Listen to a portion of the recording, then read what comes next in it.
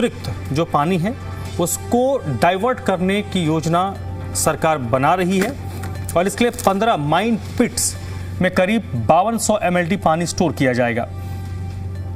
Flood plain area में 6 locations को चिन्हित किया गया है, जहां पर जापान की तर्ज पर 18 डाइवर्जन चैनल बनाए जाएंगे। बारिश और बाढ़ के दौरान पानी का फ्लो को कंट्रोल करने की रणनीति है। माइन पिट्स में 60 दिन तक पानी को स्टोर करने की क्षमता होगी और करीब 4200 मिलियन लीटर पानी स्टोर करने की तैयारी है। 2023 में दिल्ली में एक अभूतपूर्व और अप्रत्याशित बाढ़ आई थी और उस घटना के बाद सरकार ने अपनी प्लानिंग को तेज किया कि निकट भविष्य में अगर उस तरीके की परिस्थिति फिर से डेवलप होती है तो इसके लिए दिल्ली कैसे तैयार रहेगी।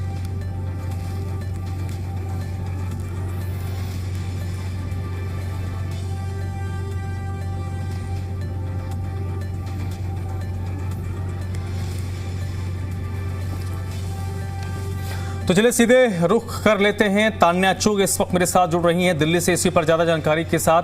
तान्या, किस तरीके का प्लान है?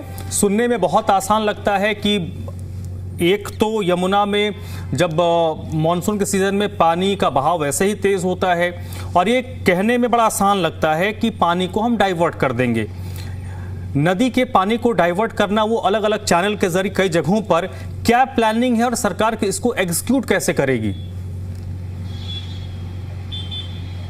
जी देखिए, इस बार जो है दिल्ली की सरकार ने ये नए मॉडल पे काम कर रही है जिसका नाम है जापान मॉडल, इसको नाम दिया गया है। इसके तहत जो है दिल्ली की सरकार इस बार बाढ़ से बचने के लिए ये नया तरीका अपना रही है, क्योंकि पिछली बार हमने देखा था कि यमुना में जब लेवल काफ़ी बढ़ गया था बारिशों में तो कितनी स्थिति खराब हो गई थी दिल्ली में, कितने लोगों के घरों में पानी घुस गया था। फिर चाहे वो यमुना बाजार वाला एरिया और जितने भी हमारे low lying flood plain areas थे, हर जगह ये बाढ़ की समस्या आ गई थी। तो उसको ध्यान में रखते हुए इस बार पहले से ही तैयारी शुरू कर दी गई है, जिसमें कल एक काफ़ी अहम बैठक हुई थी मुख्यमंत्री के आवास पे, जिसमें पूरी कैबिनेट मौजूद थी तमाम अधिकारियों के साथ, जहां पे ये निर्णय लिया गया है कि जो दिल्ली में इस बार बाढ़ है उसको जापान मॉडल की तरह काम किया जाएगा, जिसमें माइन पिट्स बनाई जाएंगी।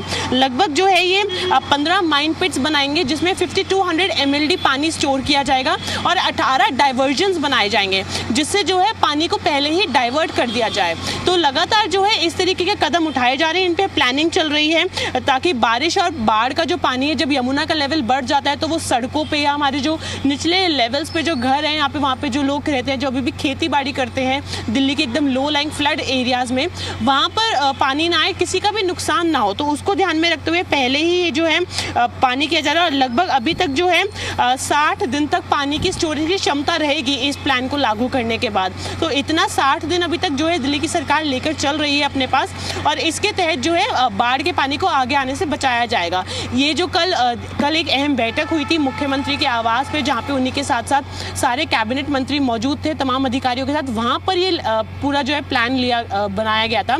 जो पूरा कल एक्शन प्लान लॉन्च किया गया है उसके तहत ही डिसीजन लिया गया है, जिसमें फोकस है एयर पॉल्यूशन को खत्म करने पे, दिल्ली में लैंडफिल साइट्स को खत्म करने में, बाढ़ की समस्या से निपटारे के लिए। ये तमाम कल महत्वपूर्ण डिसीजंस हैं इन सारे मुद्दों पे जो कल की बैठक में लिए गए हैं। ठीक है, ये इसी साल ये जो प्लान है उसको कर लिया जाएगा या इसमें वक्त लगेगा? नहीं, इसी साल ये प्लान जो है लागू कर दिया जाएगा। इस पे ऑलरेडी काम शुरू हो गया, क्योंकि कुछ दिन पहले हम लोगों ने ग्राउंड से रिपोर्ट में भी दिखाया था कि किस तरीके से बांध भी बनाने शुरू कर दिए हैं फ्लड प्लेन एरियाज में। तो उसी तरीके से जो है पहले ही इस बार तैयारी शुरू कर दी है, क्योंकि पिछले साल भी स्थिति बेहद खराब हो गई थी। तो पहले से ही इस बार बाढ़ से बचने के लिए, बचाव के लिए तैयारी शुरू कर दी गई है, ताकि जो पानी है वो घरों में ना घुसे, क्योंकि स्थिति देखिए बेहद खराब हो जाती है जब वो पानी आ जाता है। तो लोग कुछ घर में काम नहीं कर पाते हैं, बीमारियां भी बढ़ती हैं, लोग बीमार भी पड़ जाते हैं। तो इन सब समस्याओं को ध्यान में रखते हुए पहले ही तैयारी शुरू कर दी गई है, ताकि दिल्ली में जो पहले बाढ़ आई थी वैसी कोई स्थिति ना आ जाए। बहुत बहुत शुक्रिया तान्या आपका इस पूरी जानकारी के लिए। तो देखिए, दिल्ली में जापान का मॉडल लागू किया जाएगा और जापान का ये जो मॉडल है वो जापान में काफ़ी सक्सेसफुल है। तो देखिए क्या है, दिल्ली में बाढ़ से निपटने के लिए जापान के मॉडल को उतारने की तैयारी हो रही है। इसमें जो यमुना में एक्स्ट्रा पानी बाढ़ के दौरान आता है उसको दूसरी तरफ डाइवर्ट करने की योजना है। इसमें 15 माइन पिट बनाए जाएंगे।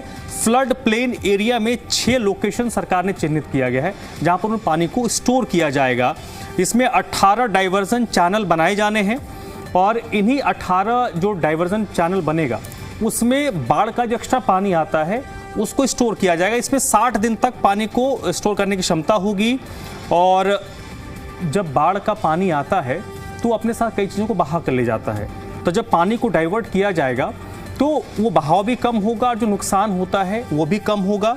इसमें 2023 में आपको याद होगा एक अप्रत्याशित और अभूतपूर्व बाढ़ आई है जो कम से कम इस पीढ़ी ने दिल्ली में नहीं देखा था। उसके बाद ये आइडिया आया कि कैसे यमुना के पानी को चैनलाइज किया जाए, क्योंकि एक वक्त आता है जब दिल्ली में पानी ही पानी होता, उसके 2 महीने पहले और 2 महीने के बाद दिल्ली पानी के लिए दूसरे राज्यों पर आश्रित होती है। तो अगर ये योजना फलीभूत हो जाता है, ग्राउंड पर इंप्लीमेंट हो जाता है, तो दिल्ली के पास एक्स्ट्रा पानी होगा जो उस वक्त में यूज़ हो सकता है जब दिल्ली को पानी की दरकार होगी। और ये ऐसा नहीं है कि दिल्ली कोई नया मॉडल इस्तेमाल कर रही है, दुनिया में इस तरीके के मॉडल्स का इस्तेमाल हो रहा है और जिसका हमने नाम दिया है जापान मॉडल। जापान एक ऐसा देश है जो इस तरीके के इनोवेशन करता है और सक्सेसफुली करता है। तो दिल्ली सरकार की कोशिश यही है कि ये जो जापान का मॉडल है उसको दिल्ली में एग्जीक्यूट किया जाए, उसको लागू किया जाए ताकि मॉनसून के दौरान कम से कम आर्थिक तौर पर लोगों को नुकसान हो। पानी जो फ्लड के दौरान आता है उसको चैनलाइज किया जाए, उसको सेव किया जाए, बचा कर रखा जाए ताकि लोगों को वो पानी लोगों के लिए बाद में इस्तेमाल किया जा सके।